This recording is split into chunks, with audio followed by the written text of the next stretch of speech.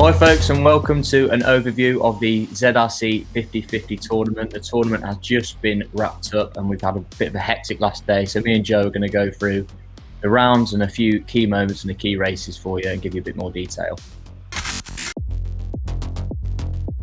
Hello there folks, and you join me here at the ZRC 50/50 round 1 recap, and my gosh have we seen some action. Let's look at the leaders. We have Futo here from Tronderosa with a whopping 30 points in round 1. And we have the Squirt here, again with 30 points from Jim's Racing. Susan B. Anthony from Crack of Dawn Racing, again with a 30-pointer, and again from Tronderosa with Sandhill Halo with another 30 points. Thanks for watching and stay tuned for round 2. So that's round 1. At the end of round 1, we had 4 horses at the top, and then 1, 2, 3, 4, 5, 6, 7, 8 horses. 27. I think what happened was fatigue then came into it. You know, after your first 3 races, it takes 24 hours for your horse to like refresh its fatigue. Yeah. So it just gradually performs worse and worse. So I think that's what we've seen with the tournament. So you can't just rinse your horse like constantly. Yeah, exactly. Because basically it's like a 24-hour reset. So if you raced first thing in the morning and then you had your 24 hours, then the next day you just like push that back an hour and you like work on offset round by round. Yeah. So I think race management played a really big part of this tournament. Who's at the top? We've got Smashing Daze here, who's had a smashing raise up the leaderboard from Kinley's College Fund. And we now have Sumting Wong. He's obviously not got anything wrong with him at the moment. He's in second. We've got Futo Tronderosa here with a whopping 54 points. That's really impressive. And the Squirt, one of my favourites, with a 53 point. And after school Pancakes, what a lovely, lovely horse with 52 points. Who can stay in the money? Stay tuned. So yeah, round 2, Smashing Daze stayed right up there with the Squirt, Futo and Sumting Wong. After school Pancakes, Urban Cadet, they were all there or thereabouts on day 1. But whereas we had loads of horses in 27 points, there's a lot bigger gap now. It's like 10 points between the top 10. Starting to spread itself out a bit more. Yeah, I think that's just fatigue coming into it. It's a very fine balance. And I think as the tournaments go on, I think everyone's going to get a lot better at managing the races, forcing that gap a lot closer. Let's take a look at the bottom end at the end of round 2. We're looking at the horses at the bottom of the pack, and that's right, yes, you get paid for being shite. We've first got Eldritch Blast from Horse Girl Summer with minus 54 points. That's really impressive. Sandy Daze here with an even more impressive minus 55 from Gutters Racing. Ledecky from Ball Stables with a sublime minus 57. Luckbox here from Gambletown Racing with an even better minus 60. Wow. And to top it off, Griffin Boy from Royd Rager Stallions with a minus 60. Stay tuned and thanks for watching. So yeah, we've still got Griffin Boy there, but like I said, these 3 races will all be nullified to 0. So we'll have Luckbox on minus 60. Finish last every single race, which is pretty nice. Yeah. Ledecky there, Sandy Daze, Eldritch Blast, Somtenit, Byzantine Bruiser, Beverly Island there. Yeah, it's tight at both ends, isn't it? Yeah. So yeah, should we look ahead to round 3? This is round 3. Yeah. Overtakes, goes from 5th to 1st, I think. We've got a perfect score on day 3. That's it. He's coming in clutch with the perfects. Yeah, really clutch, isn't it? After school Pancakes keeping up. Consistent. Yeah, Smashing Daze, your favourite. Fairly consistent. Slight drop off on round 3, but you know. Deer Creek with a perfect score. Wow. Yeah, there's a few clutch round 3s in here. Yeah, these are horses stepping up the game. We've got Futo with. How did you do that day 3? Yeah, Futo was up there consistently. I remember day 1, day 2, and then it's not the most impressive day. Round 3. I think that's fatigue coming into it, isn't it? Yeah. And we've got Bribe the Bouncer, the crowd favourite from local racing. And then we've got the Squirt. Yeah, this day 3's called a lot of. Yeah, that was one of my favourites. I thought the Squirt was going to have it in the locker. I had passion for the Squirt, and then it's obviously dropped off slightly. But what can you do? Yeah, so that's the top end, and then the bottom end for day 3, and there we go. Luckbox with another perfectly shit day. Yeah, just perfectly being shy. It is actually a skill that when everyone was saying in the Discord before we started, there's going to be loads of horses with perfect minus scores getting 12th every single race because of fatigue. But generally, it's only Luckbox that's actually managed that. Yeah. So there's definitely a skill in accomplishing that. Yeah, that Just Frank's been down there consistently throughout the entire thing, I think, as well. Sandy Daze as well. Oh, yeah. Again, consistently shy. I think, do we have anyone coming in? So I know Byzantine Bruiser ended well, along with Saint-Tropez ended up doing quite well. So there's definitely room to be jumping up the leaderboard still. Yeah. Yeah, and then we'll look into round 4 now. Oh, here we go. Drum roll. Deer Creek with another good day. And it looks like Urban Cadet just lost all the pace on round 4. Was first, now 9 points off the lead. Dropped 3 places down to 4th. So was After School Pancakes. Really Rod dropped. Bouncer managed to get his way back up there into 5th. Yeah, nice work. Let's take a look. Deer Creek on day 4 with a 25 points. Oh, that's nice. Helped with a perfect round 3 score, and then just stayed consistent round 4. Got Sandhill Halo with another perfect round 3 and a very good round 4. That's just consistency central, isn't it? Yeah. They've not missed a podium there. Yeah. Really consistent. Yeah. That's consistency as well, isn't it? Yeah, that is consistency for you. Better Moon's come out of nowhere there, really. Yeah, I haven't seen that one knocking about. It's that round 2 scores quietly quite high, isn't it? Yeah. So we're up a few with 86 points in total. Yeah, just supported it with some solid other rounds. Yeah. After School Pancakes with an 8. So do you reckon that would be a case of fatigue then? Because you can see they've been fairly consistent for 3 rounds and then they've just had a big drop off on that round. Or... Yeah, I think, like I was saying earlier, there's like a grace period. So you get 24 hours and then, like, if you leave it another hour, then you'll have full stamina again. Oh, right. 4-hour resets. I think this is more a case of race management. As the days have pushed on and on and on, the time to get your races in gets shorter and shorter. So eventually, fatigue will catch up with you, basically. Yeah. So I think that's what's happened here with a few of these. Yeah, that's how it was at the end of round 4. So round 5, we're going to mix it up a bit. We're going to watch a few races. So Worcester's horse did very well on day 3 with a 3rd and a 2nd. We're going to jump in now for the final race of the day for Worcester's horse. A good performance here could get them really in the money. So looking at lane 12. Look at the coat on it. Gorgeous. And they're off there. And now you got the 2 at the front pulling away there. You got Mane. What a player. Worcester's horse. Chris Mane's just dropped down to 4th. Bit of Fire's just picked it up a little bit with 200 metres to go. Worcester's horse still hanging in there. Grey Princess in 2nd. Worcester's horse in 3rd. Who's this coming up from behind? It's Pippa's Note in 3rd. Mary's Mouth and...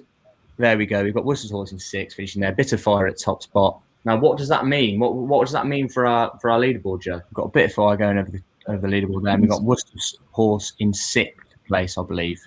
So the 6th place finish means that the best Worcester's horse can finish is 10th. It's a poor ending for the tournament, but overall, there could be no complaints. It's started really well, dipped a little bit in form, and managing to make the top 10 is very, very good. So next race we're going to watch is Futo. So Futo was my boy. He's been up there. Part of the leading pack after rounds 1 and round 2. Had a questionable round 3 and 4, looking to make a resurgence in round 5. 900 metres to go. Nose beers. That sounds like someone we know, doesn't it, Joe? Certainly does. Futo in 2nd there. Oh, in the lead. Can it hold on? 500 metres. 300 metres. It looks comfortable. Is there only going to be last-minute resurgence from the rest of the pack? Sneaky Link's really tiring in there. Futo's just absolutely galloping away, though, with 100 metres to go. Look at it. Look at it go. And across the line. Was that securing a top 10 finish, Joe? It was. Coming in clutch with a win. Very clutch with a win at the end. That's a huge finish as well. That takes Futo ahead of Terms of Engagement and Worcester's horse and into 9th place. Into the money. Next horse we're going to take a look at is After School Pancakes. So this is the leaderboard at the end of round 4. This is After School Pancakes in 8th. There was in 8th. Missed a race and actually only ran twice on the final day. So I don't really know what's happened. Do you think that was a tactical miss or? It could be tactical to try and regain a bit of stamina. Rorker says it was tactical. They said it was tactical from stamina. There we go. I think stamina must have just been fully out and it was a case of managing. So this is the final race of the tournament for After School Pancakes. Right, coming into the last 400 metres now. Who's going to make a move? 400 meters. Oh, who's that? Final rows and Opatija breaking away. Prince of Hearts. After School Pancakes dropping down to 6th. But it's After School Pancakes with 200 meters to go. Is absolutely blazing ahead. 100 meters. He's in 2nd. Can he catch final rows? Oh, he's just been pipped to 3rd. He's finished in 3rd. Where does that leave him, Joe? So that leaves him in 8th spot. So no movement. No movement. Maintained position. Got the points that are necessary to secure money places. Brad bounced after 4 rounds. Really consistent scoring, all in the 20s. A properly good tournament horse. Going into the last round, had a very disappointing first 2 races with a 3rd and a 6th. And then this is the final race of the day. Rider bouncing, dropping down into 10th. 200 meters to go. Can Rider Bouncer surge back? I think he might do, 100 meters to go. Just can he get there? Still pushing. I think he's done it. He's done it. With a surge for the finish line to beat the pack. Look at that. Photo finish. Clutch win. Really clutch win. Again. And that leaves Brad the Bouncer in 5th spot. Not able to catch the top 4 and the extra money places. So we'll go into the breakdown of the tournament prizes now. Yeah, so top place is £1,000, 2nd 500, 3rd 250, 4th 150, and then 5th to 10th are all $100. So we're getting into the serious money now, and who's going to take home that $1,000 prize? Yeah. We're going to jump into Cheetos now. Cheetos did really well on the final day. Yeah, it wasn't really about the round 1, 2. Not that I remember not being right at the top. Yeah, so after rounds 1 and 2, Cheetos was just about in the top 10, 22-22, 25-25 as the round scores, and then the final round started with a win, then came 2nd, and this is the final race for Cheetos. This was to set the pace for the rest of the tournament. A win here would take Cheetos to the top and give everyone else a target to aim for to take the top prize. Cheetos in lane 10 there, just surveying his options, laying low at the back of the pack. Giselle's Beauty at the top, password, previous untapped. And Cheetos just breaking ahead there. We've got 2 packs here. Cheetos in the middle of the first one in the 5th place. He's riding up to 4th here, going up to 3rd. With 100 meters to go, Cheetos in 2nd, previous untapped just in front. Can he get there for the top spot? And he's made it in 1st, so that takes him to top, doesn't it? Sets the bar. Sets the bar very high.